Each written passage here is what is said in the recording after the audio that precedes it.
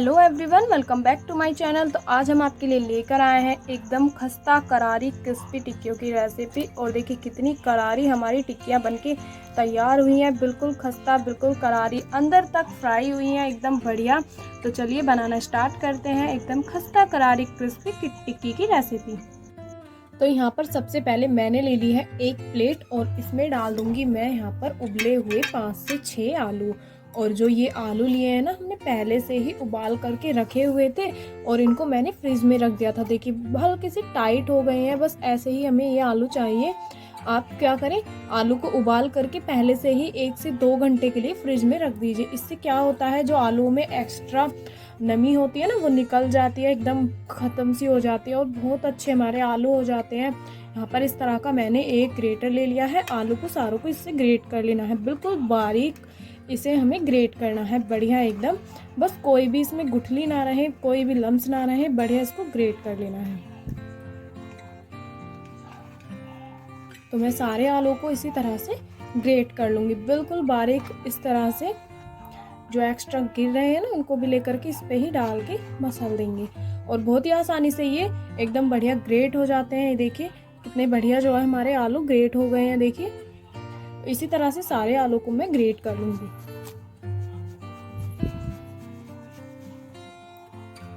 बिल्कुल भी टाइम नहीं लगता, कोई ज़्यादा झंझट नहीं। कोई भी ग्रेटर ले लीजिए, लेकिन बस क्या रहे ध्यान, आलू को बढ़िया बिल्कुल बारीक करके रखना है, मोटा नहीं होना चाहिए, कोई गुठली या कोई लम्स ना रहे।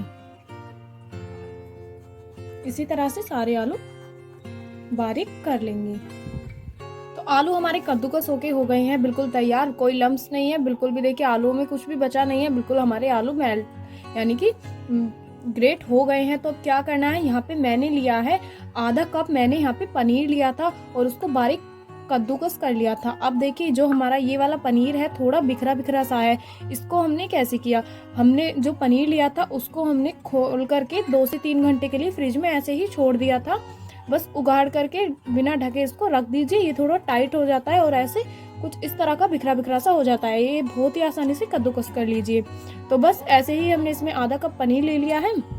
और अब मैं यहाँ पर ले रही हूँ एक, मैंने कच्चे आलू को देखिए बिल्कुल बारीक उसी ग्रेटर से ग्रेट कर लिया था। देखिए बिल्कुल बारीक है। और देखिए क्या किया है, एक तो इसको सबसे पहले मैंने धो करके बिल्कुल साफ किया और उसके बाद मैंने इसको एक कपड़े में बिल्कुल अच्छी तरह से छान करके बिल्कुल इसका जो पानी था वो निकाल करके निचोड़ लिया था। बिल्कुल भी इसमें पानी ना रहे, बस यही ध्यान रखना है। बस इस तरह से इसको बिखरा बिखरा सा कर लेना है। सारे आलू को एकदम बढ़िया हमने ग्रेट करके पानी में धो करके निचोड़ लिया था और ये मैंने इसमें डाल दिया है। अब मैं यहाँ पर 1 कप ले रही हूँ चावल का आटा। इसकी जगह पर आप कॉर्नफ्लावर भी ले सकते हैं या फिर आप चावल का आटा ही लीजिए, इससे बहुत अच्छा टेस्ट आता है। अच्छे से हमारी जो सारी चीज़ें हैं बहुत क्रिस्पी होती हैं। सबसे पहले हल्का सा सारी चीज़ों को मिक्स कर देना है और इसको पहले मिक्स कर दीजिए हल्का सा इस तरह से। और अब मैं इसमें और कुछ चीज़ें डालूंगी। यहाँ पर मैं डाल रही हूँ थोड़ा सा नमक, बिल्कुल टेस्ट के अकॉर्डिंग आप डाल सकते हैं। और इसी के साथ मैं यहाँ पर ले रही हूँ आधा चम्मच के करीबन जीरा, इससे बहुत अच्छा टेस्ट आता है। और जो मैंने यहाँ पर चावल का आटा लिया था ना, वो हमारा होममेड आटा था, बिल्कुल मैंने उसको घर पे ही बनाया है। अगर आप चाहें तो कमेंट करके बता सकते हैं, मैं चावल के आटे की भी रेसिपी शेयर कर दूंगी। तो इसी तरह से सारी चीज़ों को अब बिल्कुल एकदम हाथों से कर लेना है मिक्स, एकदम इसका एक डो बना लेना है। इसमें ना तो पानी की ज़रूरत पड़ेगी ना ही किसी चीज़ की, बस ऐसे ही ये बहुत अच्छी तरह से मिक्स हो जाता है। एकदम बढ़िया इसका हमें डो बना लेना है, बढ़िया सारी चीज़ों को मिक्स करते हुए। तो ये देखिए हमारा जो डो है वो हो गया है एकदम तैयार। ना ही हमने इसमें बिल्कुल भी पानी यूज़ किया है, ना ही इसमें कोई हमने कुछ भी चीज़ें डाली है उसके बाद, और बिल्कुल हमारा उसी से सारा डो बनके तैयार हो गया है। देखिए बस हल्का सा ये हाथों पे जो है लग रहा है, क्योंकि अभी जो है इसमें हमने आलू डाला है, सारी चीज़ें जो डाली है तो हल्की सी चिपकती हैं। तो बस ऐसे ही इसको हल्का सा इस तरह से थोड़ी देर के लिए रेस्ट के लिए छोड़ देंगे, लगभग 2 से 3 मिनट के लिए, ज़्यादा देर नहीं। और बस ऐसे ही इसको रख देंगे और थोड़ी देर तो ये लीजिए 2 से 3 मिनट हो गए हैं और जो हमारा डो था ना बिल्कुल एकदम सेट हो गया है। हल्का सा जो हमने आटा डाला था वो फूल भी गया है। और देखिए मैं अब आपको हाथ से दिखा दूं कि ये अब हाथों पे चिपक नहीं रहा है बिल्कुल भी। अगर आपको लगे कि हल्का सा चिपक रहा है तो हाथों पे हल्का सा घी लगा लीजिए। और देखिए कितना बढ़िया हमारा जो डो है वो बन के हो गया है तैयार। अब क्या करना है, इसमें से अब हम इस तरह की छोटी छोटी लोइयां बना लेंगे। इस तरह से जैसे हम बनाते हैं ना टिक्कियाँ साइज की, इस तरह से बिल्कुल उसी साइज की। और जो हमने इसमें चीज़ें डाली हैं ना उससे इतनी क्रिस्पी ये हमारी टिक्कियाँ बनके तैयार होंगी। बहुत ही यम्मी बनेंगी, बहुत ही अच्छी लगती है खाने में। इस तरह से इसको घुमाते हुए हमको थोड़ा सा शेप दे देना है जैसे कि टिक्की बनती है बिल्कुल उसी तरह से। और ये लीजिए हमारी टिक्की जो है वो हो गई है बन करके तैयार। तो इसी तरह से हमें सारी टिक्कियाँ बना करके तैयार कर लेनी है। आप चाहें तो इस तरह से इसको इस तरह से घुमा घुमा कर भी बना सकते हैं। तो ये लीजिए हमारी टिक्की हो गई है एकदम तैयार। तो इसी तरह से सारी टिक्कियां बना करके रख लेंगे। तो ये लीजिए सारी टिक्कियां हमने बना करके रख ली हैं और देखिए कितनी प्यारी हमारी टिक्कियां बनके तैयार हुई हैं। ना तो टूट रही हैं, ना बिखर रही हैं, ना ही ये कि कहीं से बेकार है, बिखरी बिखरी सी होती है ना, हो जाती हैं। तो ये देखिए बिल्कुल हमारी परफेक्ट टिक्कियां बन चुकी हैं। अब करते हैं इनको फ्राई। तो चलते हैं गैस की तरफ। तो यहाँ पर गैस को ऑन कर लिया। उस पर मैंने एक कढ़ाई पहले से ही रख दी थी और उसमें ऑयल जो है वो गर्म हो गया है। अब फ्लेम को हमें कर देना है लो और बस ऑयल को हमें हल्का सा ही गर्म करना है, ज़्यादा नहीं। तो अब हम इसमें टिक्कियाँ डालेंगे। तो यहाँ पर मैं एक एक टिक्की ले रही हूँ और देखिए इस तरह से छोड़ रही हूँ इसमें। और जितनी एक बार में आ जाए उतनी डाल दीजिए। बस इसमें थोड़ा सा गैप रहना चाहिए क्योंकि जो टिक्कियाँ हैं वो अच्छे से इसमें घूम जाए और हल्की सी बढ़िया फ्राई हो जाए।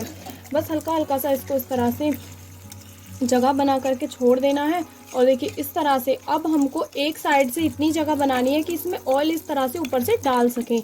और आज मैं ये वाली जो टिक्कियाँ इनको सैलो फ्राई कर रही हूँ तो इसलिए ऊपर से इस पर हल्का हल्का सा ऑयल डाल रही हूँ बढ़िया, जिससे कि ऊपर से भी क्रिस्पी हो और बहुत ही बढ़िया ये फ्राई हो जाए। तो देखिए इस तरह से ऑयल डालती जाऊँगी और फ्लेम को मैंने लो किया हुआ है। लो फ्लेम पर ही इनको एकदम बढ़िया सेकना है, फ्राई करना है, जिससे कि एकदम क्रिस्पी रहें। तो लो फ्लेम पर ही इनको फ्राई कर लीजिए। इस तरह से ऑयल भी ऊपर से डालते जाएंगे और इनको फ्राई करते जाएंगे। फ्लेम को हल्का सा मीडियम और लो के बीच में ही रखना है और जिससे कि ये बहुत ही अच्छी बनती हैं, बहुत ही क्रिस्पी होती हैं। इसी तरह से इनको हल्का सा सुनहरा होने तक, गोल्डन ब्राउन होने तक फ्राई कर लेंगे। और देखिए जैसे ही हमारी टिक्कियाँ फ्राई होने लगी हैं, हल्की सी नीचे की तरफ से सिकने लगी हैं, वैसे ही ये अपनी जगह को छोड़ देंगी। बिल्कुल एकदम बढ़िया ये अलग हटने लगेंगी। और देखिए कितना बढ़िया इनमें ऊपर से भी हल्का हल्का सा कलर आने लग गया है, सुनहरा सा, क्योंकि अभी हमने इनको पलटा नहीं है। ऊपर से इनके ऊपर तेल जा रहा है एकदम गरम गरम। तो ये ऊपर से भी एकदम बढ़िया क्रिस्पी हो जाएंगी। तो क्या करना है, अब इसको पहले पलट देना है एक बार। इस तरह से पलट देंगे, उलटते पलटते इनको हमें एकदम बढ़िया फ्राई करना है।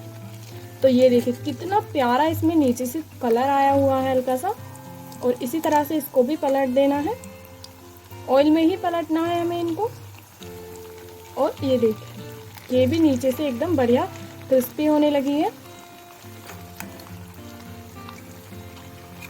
सारी ही टिक्कियों को इस तरह से हम पलट देंगे। देखिए कितनी सुंदर ये लगी, हमारी दिखने में लग रही है, कितनी बढ़िया फ्राई हुई है हल्की सी। और देखिए इनमें अभी से क्रिस्पीनेस आने लगी है क्योंकि हमने इनको एकदम लो फ्लेम पर इनको फ्राई कर रहे हैं। ज़्यादा हमने ऑयल को ज़्यादा तेज़ नहीं, ज़्यादा लो भी नहीं किया हुआ है। अगर हम इनको ज़्यादा लो फ्लेम पर रखेंगे तो ये जो है तेल को पी लेंगी।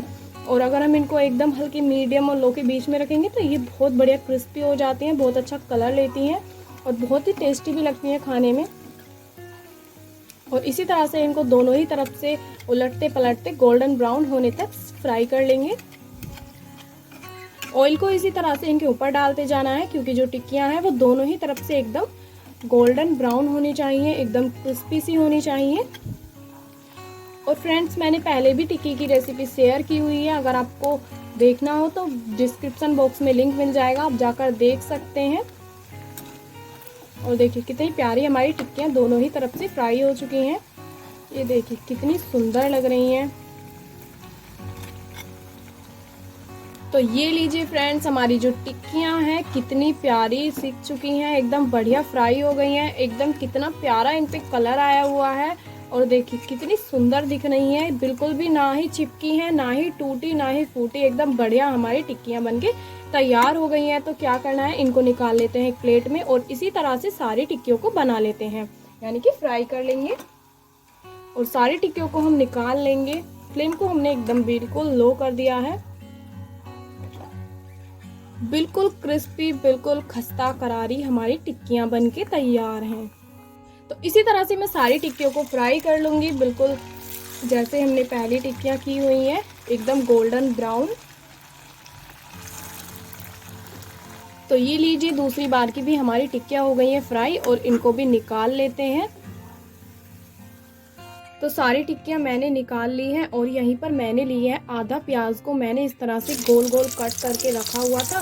इसको एकदम गोल्डन ब्राउन कर लेना है हल्का सा, बिल्कुल बढ़िया। आप इसको लंबा भी काट सकते हैं, लेकिन मैंने इसको इस तरह से सर्कल टाइप में काटा हुआ है। इसको हल्का सा फ्राई कर लीजिए और देखिए इसके जैसे ही भुनती जाएगी वैसे ही इसके लच्छे अपने आप निकलते चले जाएंगे।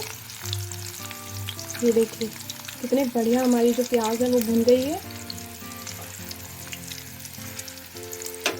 एकदम बढ़िया। इसमें कलर आ जाए, हल्की सी भुन जाए, प्याज को निकाल लेना।